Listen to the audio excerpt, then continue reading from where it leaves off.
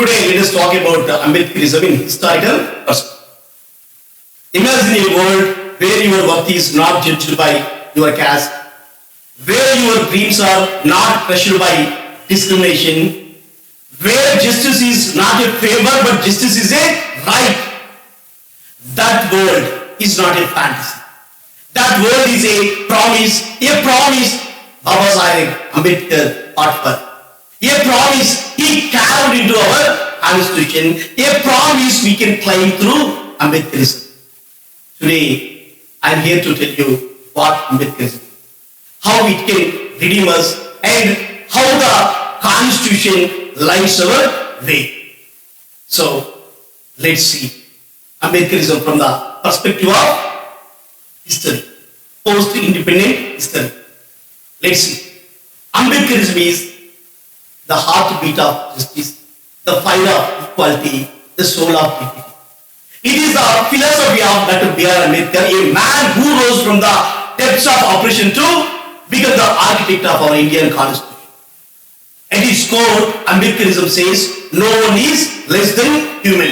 It's about shattering the chains of caste, lifting up the marginalized Dalits, women, workers, and building a society where everyone has a seat at the table. Here is what Ambedkarism stands for. It stands for education. It stands for not just books, but awakening. To know your rights, your history, your strength. Ambedkarism stands for self-respect. To stand tall, to say, I am enough, no matter what the world throws at you. Ambedkarism stands for unity. To join hands and fight as one, because together we are unstoppable. Dr. Ambedkar once said, I measure the progress of a community by the degree of progress which women have achieved. So, Ambedkarism is universal. It is for everyone. It is not just for one group. It is for every person denied their due. Every soul told they don't belong. It's a war cry against caste, against patriarchy, against every injustice that divides us. Let us check with some numbers. Real numbers, hard-hitting facts.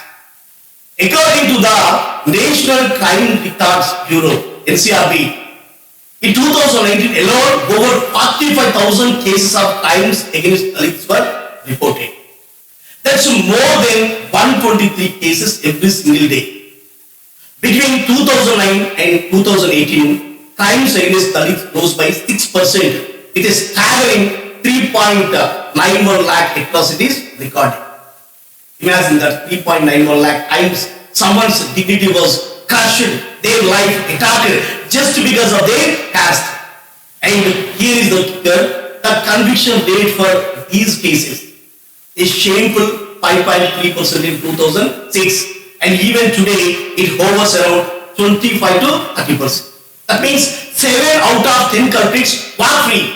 Why does justice slip through? Why does justice slip through the fingers of Dalits even after 77 years of independence? Today, I am not just here to tell you sad stories.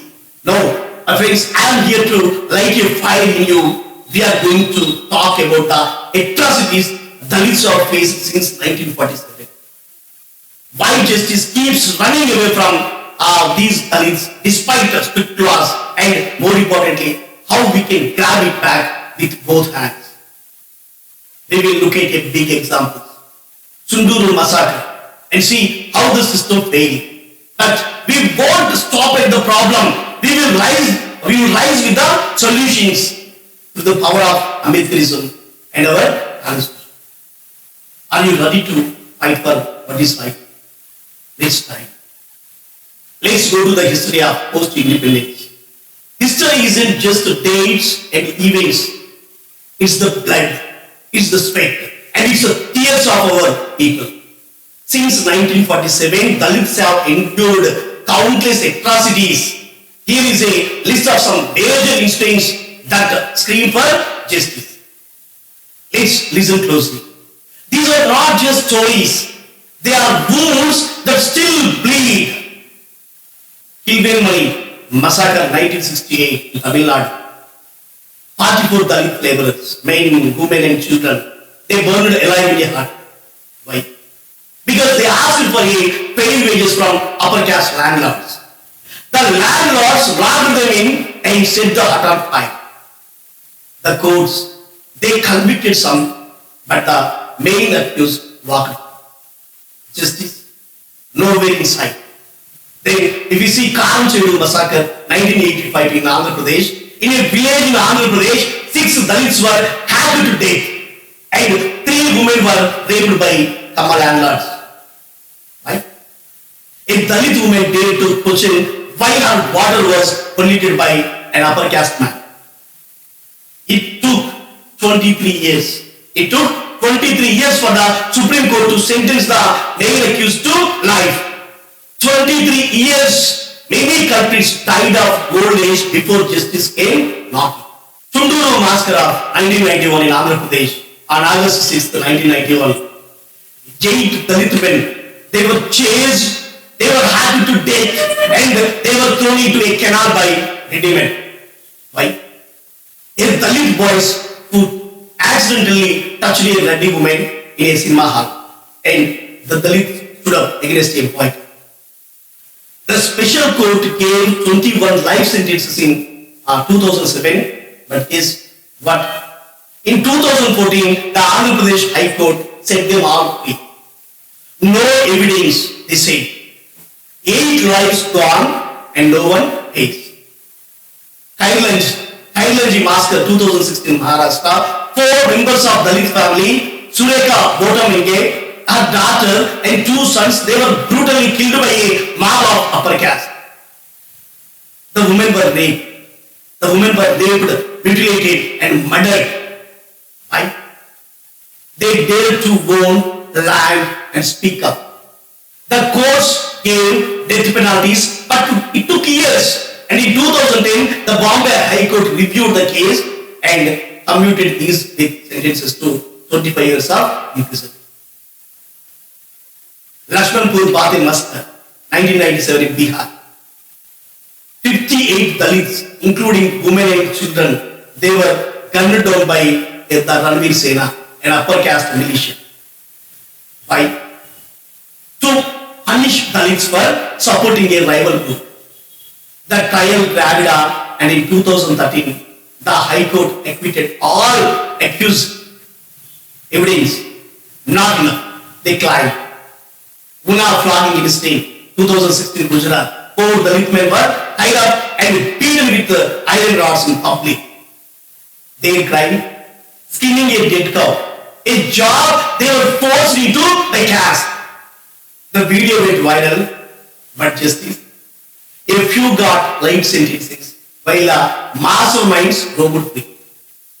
These are just the noted ones, friends. Every day, Dalits face beatings, rapes, murders, and humiliation over land, water, love, or just never existing. The NCRB says 47,064 cases were reported in 2014 alone. That's one atrocity every 11 minutes. Can you feel the weight of that now?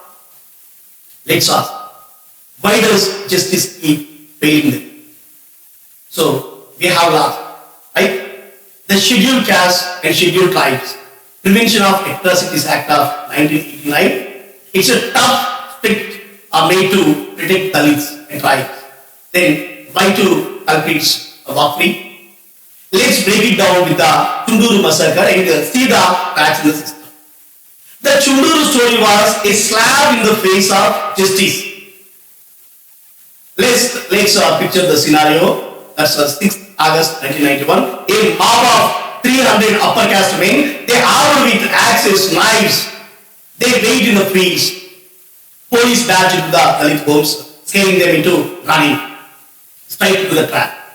8 hacked to pieces, bodies stuffed into gunny bags, dumped in a canal. One more youth, Anil Kumar, he shot dead by police head. The Dalits fought back, demanded a special court in their village. They got it in 2004 and in 2007, 21 got life sentences, 35 got 8. Victory.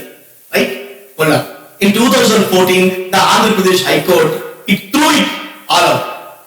Every single accused free. Right? No exact time of death, no clear evidence. They say, really, 8 men don't just chop themselves up and jump into a canal.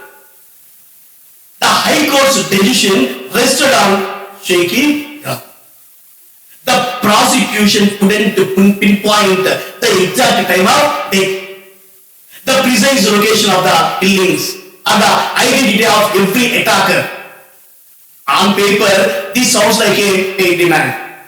Courts need evidence, right? But zooming on the reality of Tsunduru and its laughable. This was not a tidy crime scene with a stopwatch and a guest list. A mob butchered 8 men, mutilated their bodies and tossed them into a canal where they floated for days, swollen, decomposed, unrecognizable. Expecting forensic precision here is not just unrealistic, it's a deliberate dodge. The court knew the chaos of the massacre made such details impossible to nail down. It used that chaos as a loophole to let the accused off the. Then there is the witness problem. Eyewitnesses saw the mob in action. Hundreds of ready men. They armed with axes, they armed with sticks, hunting Dalits like a prey. But the court called their testimonies shaky and tossed them out by inconsistency, they said. But think about it. These witnesses were not trained. They were not trained detectives jotting down notes. They were terrified. They were terrified villagers, many of whom faced death threats or bribes to shut up. In a caste-divided village like Tsunduru, speaking out against the powerful reddies, it took guts, and the court punished that courage by nitpicking their words. The legal system didn't fail because it lacked evidence. It failed because it demanded the impossible and ignored the obvious. This was systematic bias. A system rigged against the marginalized communities. Let's not pretend this was not just about a few bad rulings. The Tsunduru case exposes a deeper rot. A judicial and law enforcement system stacked against Dalits. Start with the police. On the day of the massacre, they didn't just stand by, they helped the mob. Reports say they went door to door, scaring Dalit men out of their homes, and they were sent out to the fields where the attackers waited. Later, they botched the investigation, evidence went missing. Witnesses were intimidated, and the case dragged on for years. Why? Because the police, they are often drawn from dominant caste, and they had no interest in challenging the reddish power. The judiciary wasn't much better. The High Court judge who acquitted the accused was a reddy himself. Coincidence? Maybe. But in a case dripping with caste tensions, it stinks of bias. This is not unique to Tsunduru. Look at other Dalit atrocity cases. Kailanji, Lakshmanpur Bate, Karam Chedu. Convictions get overturned with the same tight excuses. No evidence. Weak witnesses. Higher courts staffed mostly by upper caste judges. They keep pulling the trick, ignoring the social context that makes these crimes possible. In Tsunduru, the court didn't just free the accused.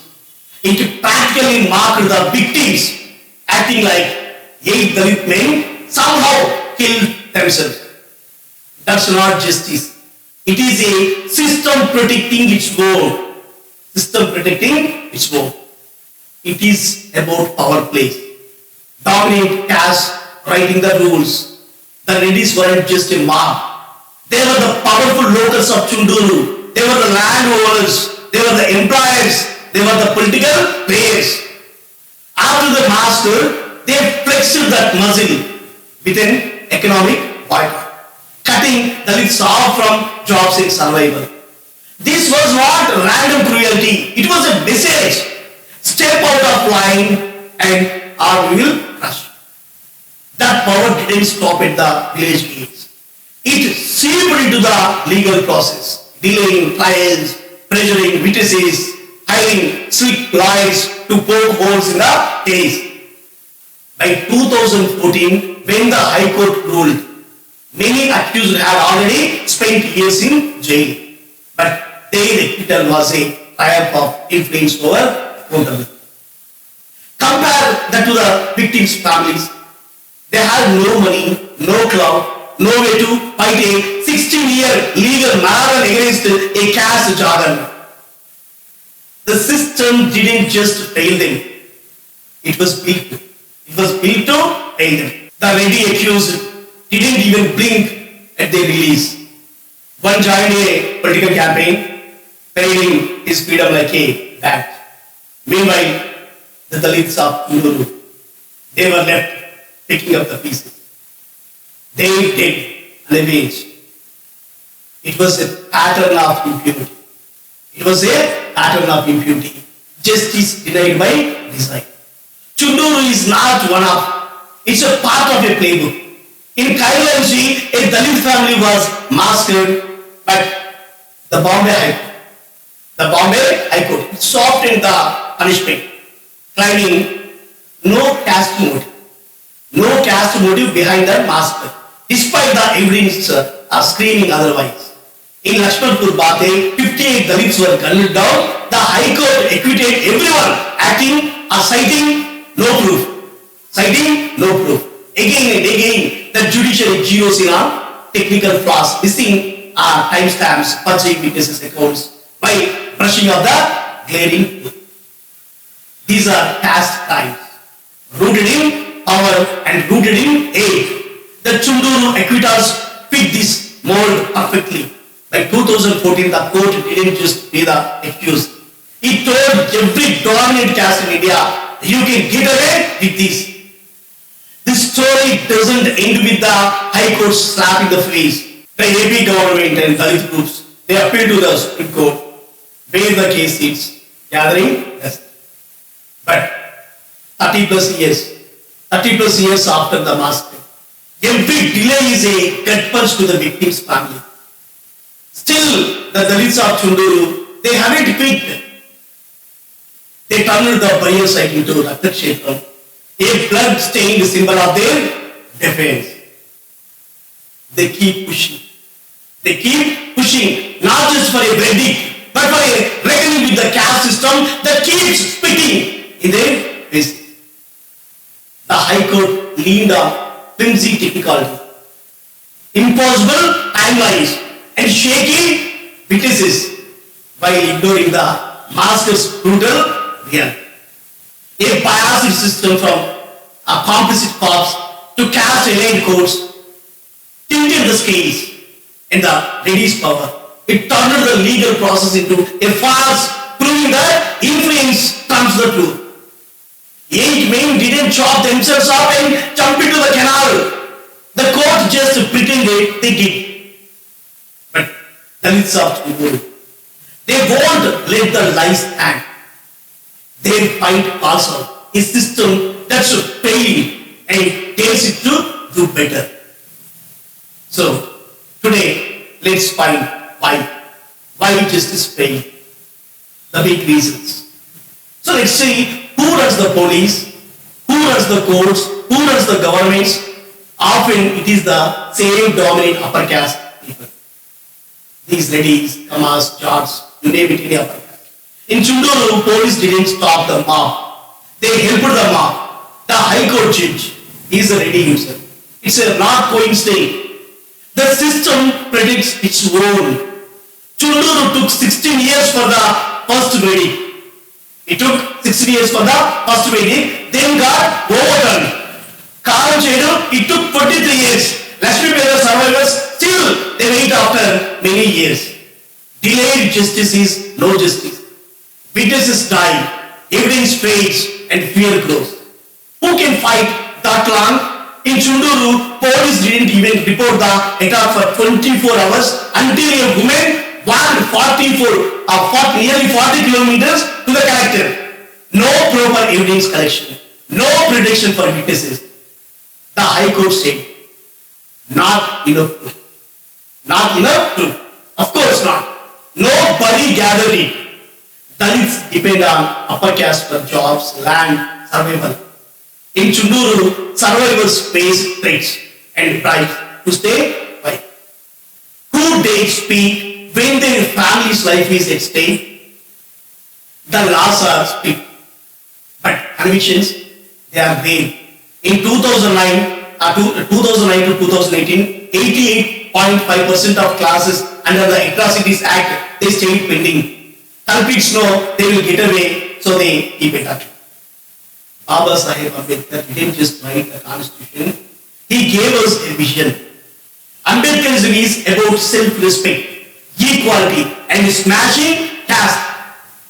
He burned the Manusmriti, embraced Buddhism, and showed us we are not less than anyone in the society. Follow his path, reject humiliation, stand tall, and fight with knowledge and unity. He said, I measure the progress of a community by the degree of progress which women have achieved. So, it is our responsibility to empower women because they are the backbones of this country. The constitution is not just a paper, it's a promise. It's a promise. Article 14 says equality before the law. Article 15 bans discrimination. Article 32 lets you go straight to the Supreme Court for justice. Use it. File petitions. Demand action. The Constitution stands with you. Make it work for you. The lessons we must embrace in this propaganda driven world. So, the first lesson, unity is our unbreakable shield. Every massacre reveals a bitter truth. Division, it makes us vulnerable. In Tilvanmani, our people were targeted for demanding their wages. In Lakshmanpur, isolation. Isolation made them easy prey. The oppressors, they thrive when we are fragmented. When we are fragmented by caste, by region, or by petty differences. But imagine the power of our unity when we stand as one, not just as Dalits, but alongside all oppressive people. We become a force they cannot ignore. As Baba Saheb Ambedkar said, unity is the key to strength, and strength is the key to liberty. Let unity be our shield, and it should be our strength. Second point we have to learn from this history is education. It is our path to freedom. From Tsunduru to Kailanji, atrocities often struck when our people dare to assert their dignity, whether in a cinema hall or through economic demands. Education fueled that courage. Baba Saheb taught us that education annihilates caste. Education annihilates caste. It's not just about literacy. It's about awakening our minds, knowing our rights, and arming ourselves against injustice. Every book, every skill, every lesson learned is a brick in the foundation of our liberation. So let us make education our weapon. Third lesson we have to learn is economic independence. Economic independence. So many of these tragedies like Kilburn it stems from economic dependence on upper caste landlord. This range keeps us trapped, vulnerable to exploitation and violence. We must strive for self-reliance through entrepreneurship, cooperative or mastering trades. Baba Saheb urged us to become a ruling class, not to dominate others, but to control our own destinies. Economic freedom is our emancipation. Let's choose it. Then, fourth lesson we have to learn is legal awareness is our armor. The Tsunduru Massacre showed us how justice can falter, yet persistence under the time. The Constitution crafted by Baba Sahib, it is our greatest ally. We must know our rights, build the Prevention of Atrocities Act and navigate the legal system with confidence. Legal knowledge is not just power. Legal knowledge is not just power. It is protection. Let's arm ourselves with it and demand the justice we deserve. Then fifth lesson we have to learn is documentation. Documentation amplifies our voice. In today's world, we have tools our ancestors never had. The Huna blogging shook the nation because it was recorded and it was shared. Every act of injustice can now be documented. Documented on phones, documented on papers online. We must become our own storytellers. So we have to document, ensuring our struggles are seen and our struggles are heard. Our history, our truth must echo across the world. Let's make it so. Then sixth lesson is political power is our master key. The oppressors hold power through politics. We must counter this by stepping into the arena, voting, contesting elections, building alliances. Baba Sahib said, political power is the master key with which you can open any lock. Let's unlock. Let's unlock our future by claiming our rightful peace in the hearts of power. Then seventh lesson is, we are more than our pain. Our history is scarred by atrocities, but it is also defined by survival and defense. We are not just victims, we are warriors, we are dreamers, and we are builders of tomorrow. Let every tear fuel our resolve, every scar remind us of our strength. We honor our past by refusing to let it change our future. Rise above this victimhood. Let's define ourselves by our victory. Eighth lesson we have to learn is alliances. Alliances strengthen us, identity enforces us. We must unite with other oppressed groups, but never lose sight of our unique fight against this caste system. Our struggle is distinct, and our voice must remain clear. Build bridges, yes, but stand firm in who we are, the unbroken and unborn. Then ninth lesson we learn is embrace our diversity. We are not a monolith. Within our community, there are subcastes, genders, and identities facing layered oppression. Our fight against this caste, it must also dismantle patriarchy, homophobia, and internal divisions. True strength, it comes from lifting every Dalit voice. Let's champion our intersectionality. So, 10th lesson we have to learn is hope fuels our fight. Despite centuries of brutality, we stand here today, still dreaming, still resisting. That is our triumph. Slavery fell, colonialism tumbled, apartheid broke. So too will caste. The oppressors want us to lose hope, but hope is our rebellion. Hope is our rebellion. Hold it tight, for it will carry us to victory. Now, how does Ambedkarism redeem us? Redemption is not just saving, it is transforming our lives. It's turning despair into hope, weakness into strength, division into power. Here is how Ambedkarism works. Ambedkarism restores our dignity. For too long, caste has branded us, we were told us, we are unworthy. But Ambedkarism flips the script. It says, you are a warrior, not a victim. Look at Dr. Ambedkar. He denied water, education, respect. He was denied everything, yet he stood tall and reshaped a nation. When we embrace self-respect, we reclaim our humanity. Who here believes they are worthy? I am enough. Say, I am enough. Ambedkarism, it empowers through knowledge. Ambedkarism doesn't just teach us to read. It teaches to fight. When you know your rights, when you understand the Constitution, you can challenge every law. The Dalit Panthers in the 1970s, they read Ambedkar, they rose up and demanded justice.